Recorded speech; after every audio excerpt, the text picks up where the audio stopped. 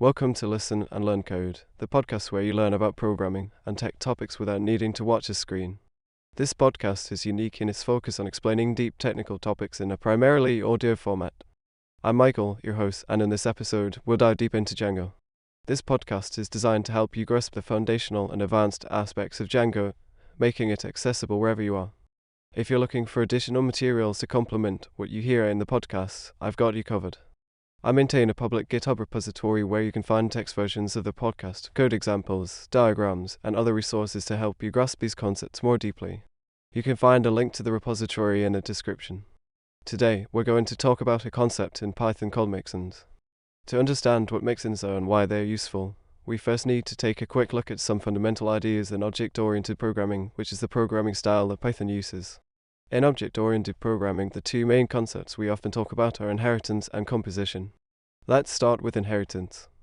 Inheritance is when one class, which you can think of as a blueprint for creating objects, is based on another class.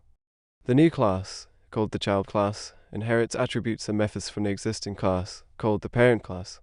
This means that the child class can use the code that's already been written in the parent class, which helps to reduce repetition and keep our code organized. However, inheritance comes with some limitations. For example, if a child class needs to change a behavior it inherits from the parent class, it can become tricky to manage, especially if there are many layers of inheritance. Now let's move on to composition. Composition is another way to reuse code in object-oriented programming. Instead of inheriting from another class, a class can include instances of other classes as part of its attributes. This allows us to build complex objects out of simpler ones. Composition is often more flexible than inheritance because it lets us change the behavior of our objects by swapping out the parts they are made of. However, composition also has its own set of challenges, like managing the relationships between the different parts of the object. So, where do mixins come into play? Mixins are a concept that combines some of the best parts of inheritance and composition.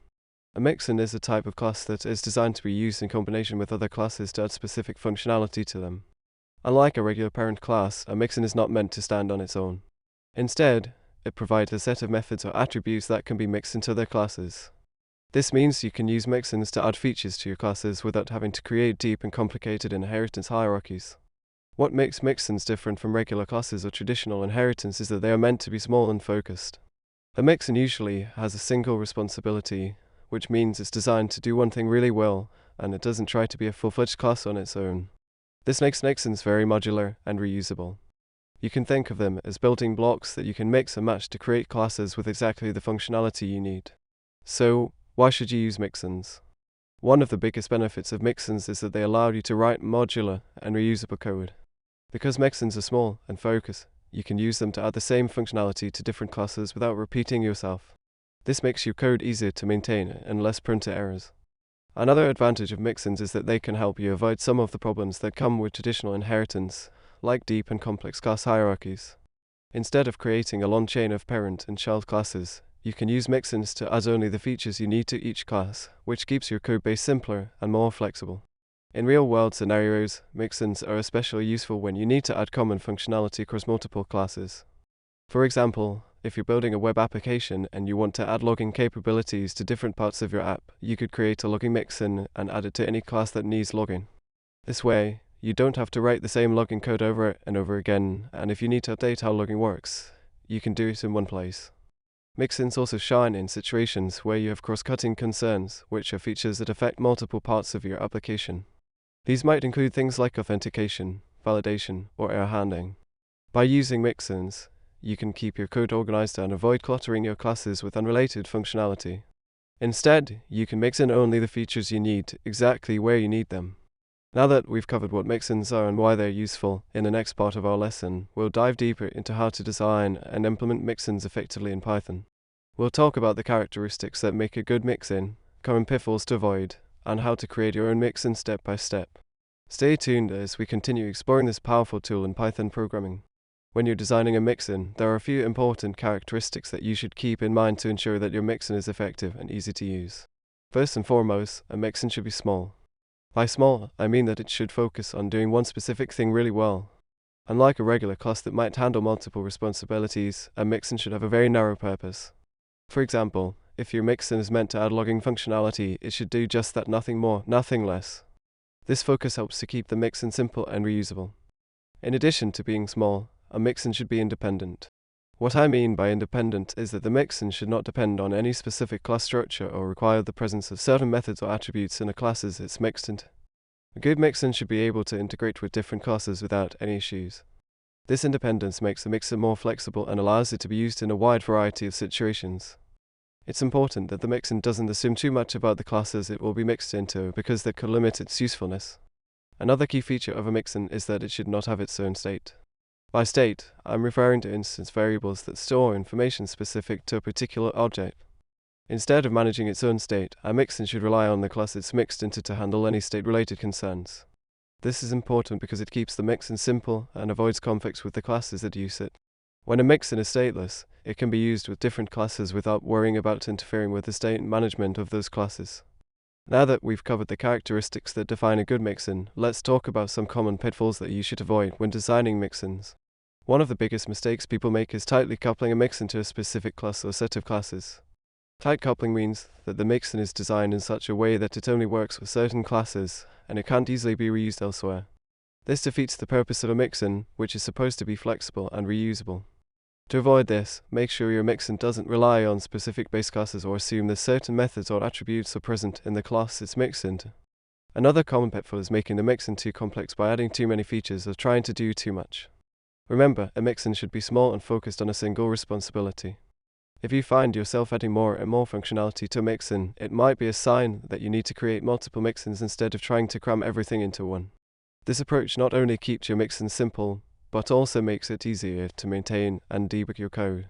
With a good understanding of what makes a mixin well designed, let's move on to how you can implement mixins in Python. When you want to apply a mixin to a base class, you simply include the mixin as one of the classes that your base class inherits from. This allows the base class to inherit the functionality provided by the mixin without changing its overall structure. It's important to note that when you combine multiple mixins with a base class, you should be mindful of how the methods from each mixin interact with one another. The goal is to ensure that the mixins complement each other and don't cause any unexpected behavior in the base class. A concept that is important to understand when working with mixins in Python is the method resolution order, which is the order in which Python looks for methods in a class hierarchy. When you have multiple mixins combined with a base class, Python follows a specific order to determine which method to execute if there are methods with the same name in different mixins or in a base class itself. This order is critical because it affects how your program behaves. If you're not careful, you might end up with methods from different mixins conflicting with each other. To avoid these issues, it's a good practice to make sure that the methods in your mixins have unique names whenever possible. This minimizes the chances of conflicts and makes it easier to understand which method will be called when your code runs. In some cases, you might need to compose multiple mixins together in a single class. When you do this, it's important to ensure that the mixins work together smoothly without any conflicts. One way to do this is by being very clear about what each mixin is responsible for and making sure that they don't overlap in functionality. For example, if you have one mixin that handles logging and another that handles validation, you should keep the logging mixin focused on logging and the validation mixin focused on validation. This separation of concerns helps to prevent any unexpected interactions between the mixins. As you continue to explore the power of mixins, you'll find that they can be an incredibly useful tool for adding modular and reusable functionality to your Python classes. By following the principles we've discussed, such as keeping your mixin small, focused, and independent, and by being mindful of potential pitfalls like tight coupling and method conflicts, you'll be well on your way to mastering the art of designing and implementing mixins in Python. When considering the best practices for using mixins, it's essential to approach them with a clear understanding of when and why to use them. Mixins are a powerful tool, but like any tool, they're most effective when used in the right context. One of the first guidelines to keep in mind is to use mixins when you need to add shared functionality across different classes without creating a deep and complex hierarchy. Mixins are especially useful when you want to avoid the limitations of single inheritance, where a class can only inherit from one other class, and instead provide a way to mix in specific functionality from multiple sources. However, it's important to balance the use of mixins with other design patterns like composition and traditional inheritance. Each of these patterns has its own strengths, and the best choice depends on the specific problem you're trying to solve. For instance, if your goal is to create an object that is composed of several smaller, distinct objects, composition might be more appropriate. On the other hand, if you need to share behavior across different classes in a consistent way, mixins can be the better option. Another best practice is to ensure that your mixins remain small and focused. Remember that a mixin should do one thing, and do it well. This not only makes the mixin easier to understand and maintain, but it also reduces the chances of conflicts when combining multiple mixins. Keeping your mixins focused also aligns with the principle of single responsibility, which means that a class or mixin should have only one reason to change. This helps in maintaining clean and manageable code. Now let's talk about some common use cases where mixins really shine. One of the most typical scenarios is when you need to add cross-cutting concerns to your classes. Cross-cutting concerns are features or functionalities that affect multiple parts of your application, but aren't necessarily central to the main business logic. Examples of cross-cutting concerns include logging, authentication, permissions, and error handling. These are the kinds of functionalities that you might need in many different places in your codebase, and mixins are perfect for this because they allow you to encapsulate these concerns in a way that is reusable and consistent across your application.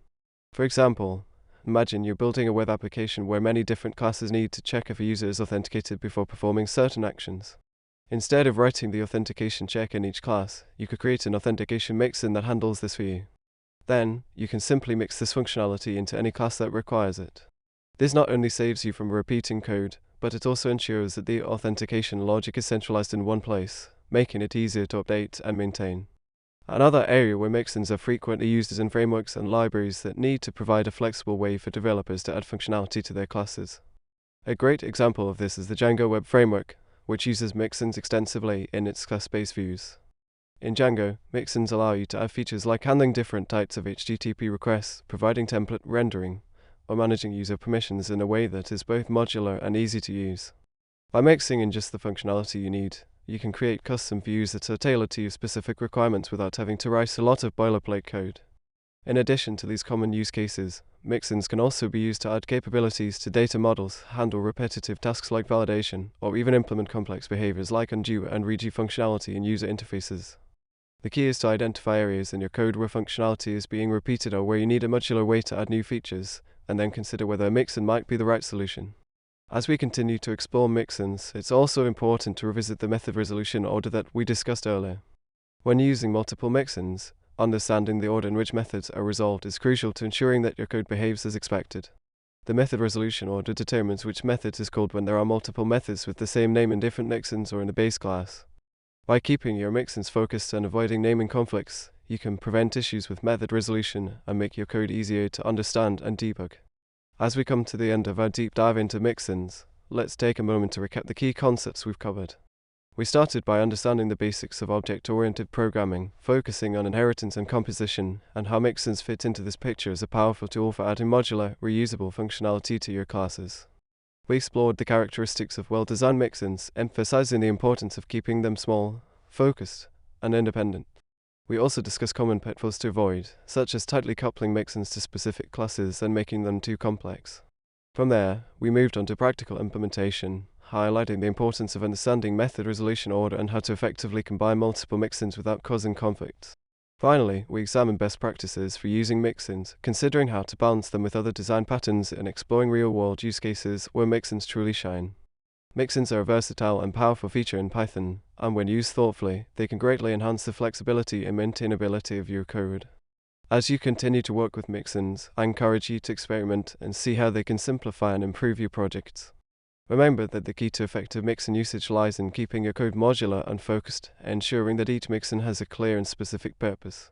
Thank you for joining me in this exploration of mixins in Python. I hope you found this lesson helpful and that it's given you new insights into how to write clean, efficient, and reusable code. If you have any questions or want to dive deeper into any of the topics we've covered, feel free to reach out or explore the additional resources in the GitHub repository. Until next time, keep coding, keep experimenting, and most importantly, keep learning.